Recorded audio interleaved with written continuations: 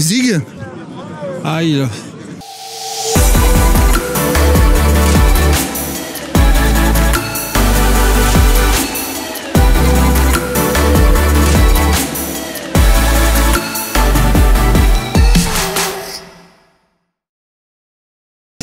Le socialisme, ça reste quand même... c'est ça le problème. Oui, ils ont inventé les goulags. Bonjour, vous êtes du syndicat Sud? parle pas. Non, non, non. Bah, vous venez faire quoi ici? On vient se promener, on vient cueillir des pâquerettes. Vous venez faire des ateliers interdits aux Blancs dans la manifestation? Monsieur, Dégage. Les premiers, on verra. le syndicat, vous avez rien à faire ici, monsieur. Je vous le dis, cassez-vous.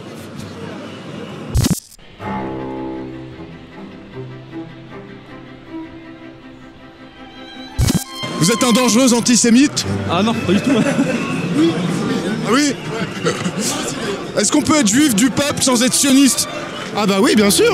C'est même une majeure partie des juifs de France qui se considèrent comme avant français, avant d'être juifs ou... Je suis français moi, hein. Bah, je suis juif français effectivement, pas juif d'Israël pour l'instant. Sans être talmudiste non plus? Sans être effectivement juif. Après vous, est-ce que c'est la haute finance internationale qui organise l'immigration en France? Oui. Tout simplement.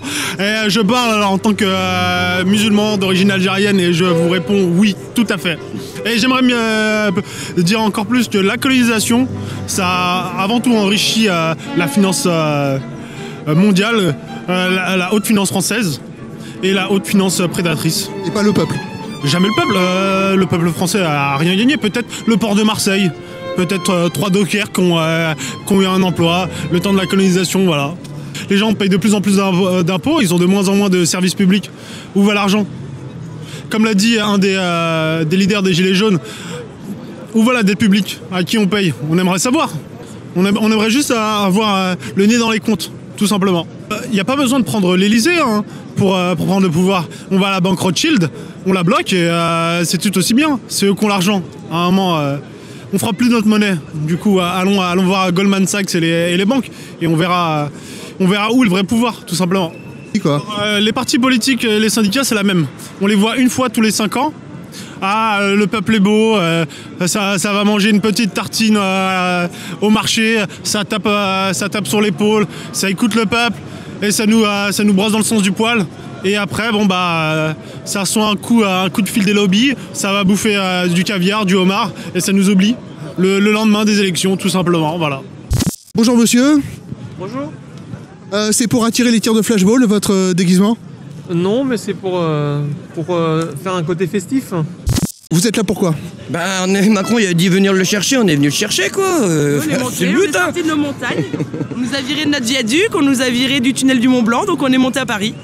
On a fait un petit groupe où on est à peu près 8 et on est tous habillés en Pikachu et toutes les manifestations on les fait comme ça. Voilà, je manifeste contre l'injustice sociale, fiscale, la pauvreté. Et puis contre aussi le mépris ambiant. Les taxes, le problème des taxes? Bah, les taxes, ça dépend à quoi elles servent. Moi, payer des impôts, payer des taxes, je veux bien, mais je veux que ça aille à la santé, à l'éducation, que ça aille pour les gens qui en ont besoin, quoi. Vous avez l'impression que aujourd'hui, ce sont les intérêts catégoriels qui priment sur les intérêts collectifs? Bien sûr, et puis bon, il y a plein de rapports qui le montrent, quoi. Enfin, je veux dire, il y a quand même pas mal d'instituts qui montrent qu'effectivement, l'argent, il va à un petit groupe, et puis voilà, quoi. Il faudrait redynamiser les petits villages français. L'État a beaucoup supprimé en province les hôpitaux, les écoles, enfin l'institution, les postes, etc. Donc c'est vrai que dire aux gens après il faut trouver du boulot, mais bon ils ont supprimé tellement de choses aussi que c'est... Où va l'argent? Ah bah ça, faut leur demander à eux. Ils vont pas dans ma poche, en tout cas ni la vôtre, je pense. J'ai vu aussi des mouvements de police, la violence. Personne n'en parle de la violence de la police. Là, bah oui. C'est la colère. Oui, oui. C'est la colère qui pousse à faire certaines choses, hélas. Hein. Ouais. Voilà. T'as plus le droit de faire quoi que ce soit, et ben non. Moindre propos. La France, elle est aux Français. Également pour moi, mais pour mes petits-enfants, pour que les petits magasins ferment pas, enfin pour beaucoup de choses. Pour qu'il y ait moins d'impôts également? Ah bah oui. Oui, mais moi j'ai la chance, si on peut dire, j'en paye pas. Parce que mon salaire, il est trop petit. On veut changer, on lâchera rien, c'est tout, on se descend et que Dieu nous protège jusqu'au bout des choses. En tout cas, moi, j'ai rien de mal et j'espère que jusqu'au bout, tout ira bien.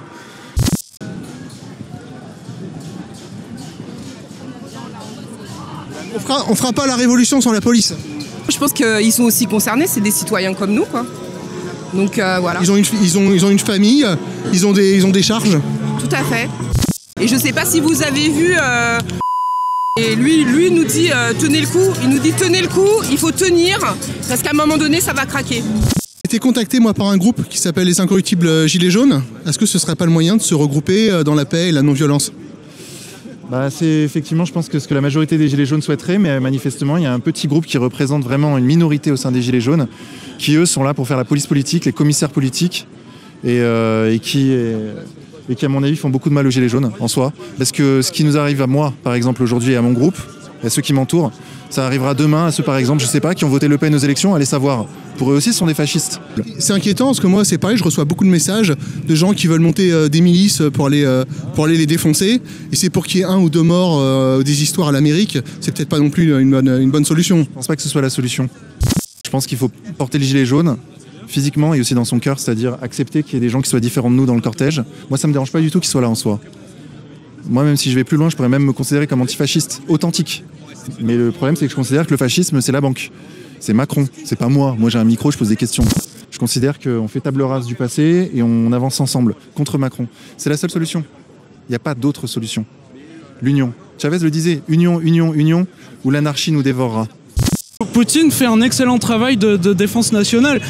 Vous savez, Poutine... Je suis pas d'accord sur lui, avec lui. Non, mais laisse-moi finir. Juste. En Russie a énormément d'approbation populaire, jusqu'à récemment à cause de la réforme des retraites, parce que même si en termes de politique intérieure, il est l'adversaire acharné de tous les communistes, mais en termes de politique extérieure, le fait qu'il empêche l'impérialisme américain d'écraser la Russie fait que le conflit peut avoir lieu. C'est-à-dire que le fait de libérer une nation dans sa souveraineté permet que le communisme puisse se développer.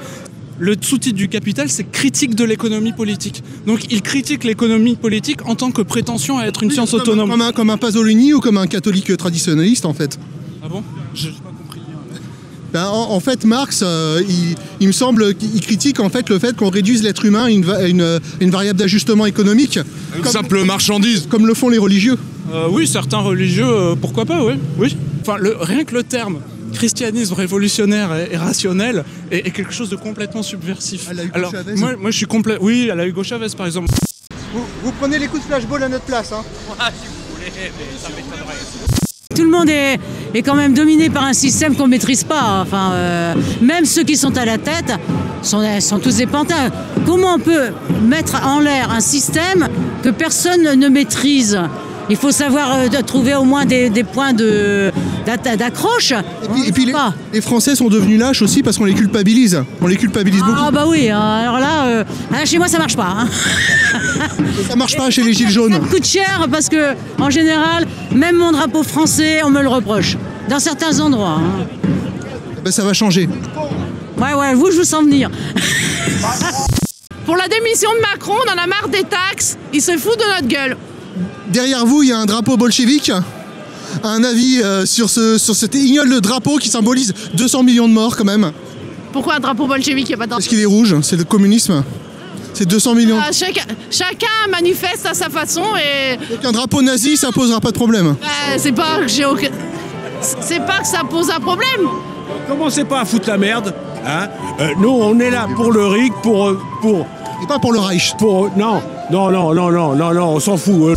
Est-ce que c'est pas ça le problème justement aujourd'hui, c'est qu'il y a trop de socialisme, dans le sens qu'il y a trop d'impôts, il y a trop de taxes, et qu'on est dans un État qui nous dit comment, je vais être un peu vulgaire, comment chier, comment pisser, et qu'à un moment donné ça suffit quoi. Oui, ça suffit. Oui.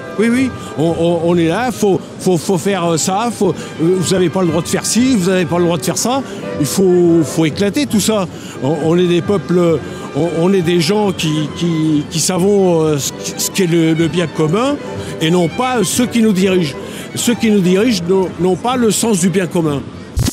C'est pourquoi faire votre porte-manteau? C'est un hommage aux armes à destination.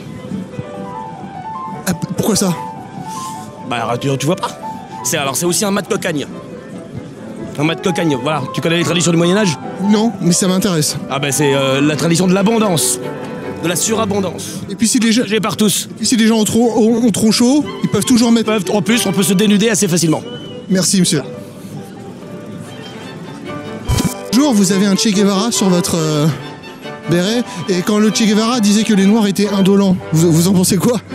Je m'en rappelle pas. Un message pour les Français qui nous regardent. On lâche pas, on lâchera pas, on lâchera jamais. On aura sa peau. On pillera pas. C'est lui qui pillera.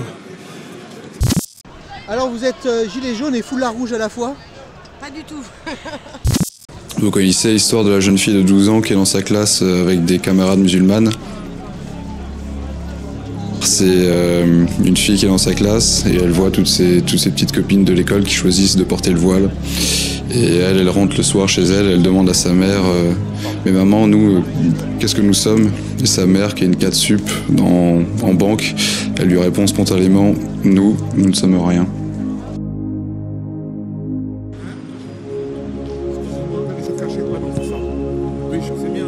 Alors, quoi de neuf? Rien de nouveau sous le soleil, mais on est toujours là. La France a besoin de son peuple, même migrants, mais elle a besoin de vrais gens. Pas trop migrants quand même. Absolument pas. Ceux dont les parents ont combattu. La nouvelle immigration, on n'en a pas besoin avec 10 millions de chômeurs, c'est plus que certain. Une chose est sûre, c'est que je sens une compréhension de plus en plus évidente de la police.